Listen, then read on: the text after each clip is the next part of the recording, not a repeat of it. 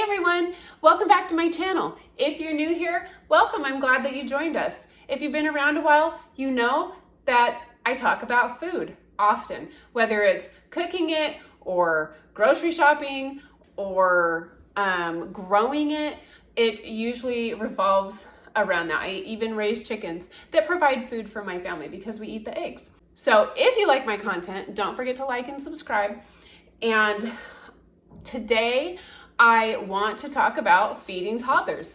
Feeding toddlers can be so frustrating. Like, there are plenty of toddlers that eat. They eat whatever you give them. But there's also those toddlers that they don't want to eat anything, and you want your toddlers to get the nutrition that their little bodies need. And sometimes that can be really hard. So I wanted to share my 3 tips that I have used with my own 6 kids.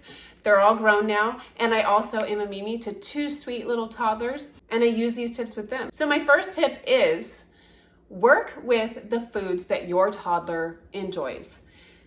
That can be really limiting. I have 2 grand toddlers. One eats everything, and the other one doesn't want to eat anything. Working with what they eat can be really hard. It can be easier said than done. However, my picky grand toddler does like mac and cheese. She doesn't like homemade mac and cheese. She likes this mac and cheese in a cup. That's what she wants. So I work with it. What I like to do is I like to add to it. I like to add cooked rice cauliflower or a little bit of pureed sweet potato or butternut squash. Anything that I know she'll eat if it's mixed in here and she still likes it. I also like to add things like sour cream or cream cheese to give it a boost of nutrition, to give it a boost of fat, to give it a boost of protein so that her little body is getting what she needs. I often use vegetables that are either mild in flavor or they have a similar flavor as the food she's already eating. So if she's eating ravioli with marinara, red pasta sauce, I know that I can cook some carrots, smash them up, and add them in that sauce. Or I can add some roasted tomatoes and add it into the sauce. She's still gonna eat it and she's still going to enjoy it. My second tip is your toddler's food does not have to be 100% perfect. It doesn't have to be perfectly clean. It doesn't have to be organic. No single meal has to be perfect.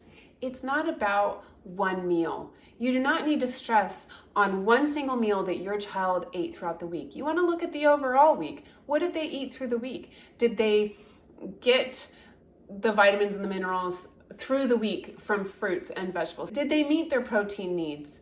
Did they get the fat they needed? That's what matters, is what they're getting over the week, each week. And so it doesn't need to be perfect. So if you see a mom who's out there who's feeding her child 100% clean and 100% organic, that's great. But that doesn't have to be you. And that doesn't have to be your child. And that doesn't mean that your child is going to be less healthy. Everyone has to go by their own budget, their own child's needs, their own child's wants, what they're willing to eat for you. And what that looks like for one child, it's not gonna look the same for another child. I've had comments that what I'm feeding my grand toddler is not enough for their toddler. And that's fine, like, feed your toddler the amount they need, but that doesn't make sense to compare what I'm feeding my grand toddlers to what you're feeding your toddler, because what my grand toddlers need and what your toddler need are going to be different. How much they eat is going to be different. So I have made lunch for my grand toddlers today, and my picky grand toddler, she doesn't like boiled eggs. She doesn't like the texture, but she loves fried eggs. And did I fry it in oil? I did. I used a spray oil. Is it the best oil? Probably not. But she loves it, and I added some cheese for extra protein, and I added some guacamole for good fats. Plus, I'm giving her oranges. She loves yogurt-covered raisins, and I've added these little Tate cookies. There's 4 little tiny cookies here, and we're not worried about them because we know she's going to eat the majority of this. She's going to still get that nutrition she needs. And even if she didn't, even if what she ate on here was her yogurt covered raisins and her cookies, I know that I could set this aside, I could put it in a container and she'd eat it later because these are things she likes. I am working within the things she likes.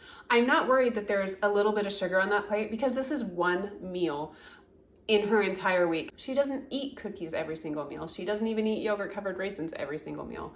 You've probably heard that fed is best, and I firmly believe that. I think it's more important that my grand toddlers eat something than not eat anything at all because their little bodies need energy. They still need food. So if that means that she's eating the cookies, it's one meal and we're just not going to stress about it. Tip number 3, do not base your toddler's diet on a social media influencer's toddler's diet. Your toddler might be allergic to nuts, might have a dairy intolerance. They might not be willing to eat the same things in general that social media influencer's toddler eats. So you need to listen to your toddler. Work with them. Work with the foods they like, not what somebody else likes. And your toddler's little handful of foods that they eat right now will eventually grow.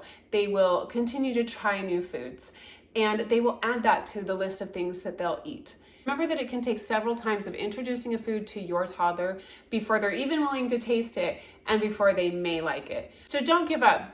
Keep trying, keep offering, work with what you have, and pay attention to what your child likes, and of course, what they may be allergic to or have a sensitivity to. Anyway, I hope you enjoyed this video. Thanks for joining me. Don't forget to like and subscribe, and I'll see you later. Bye.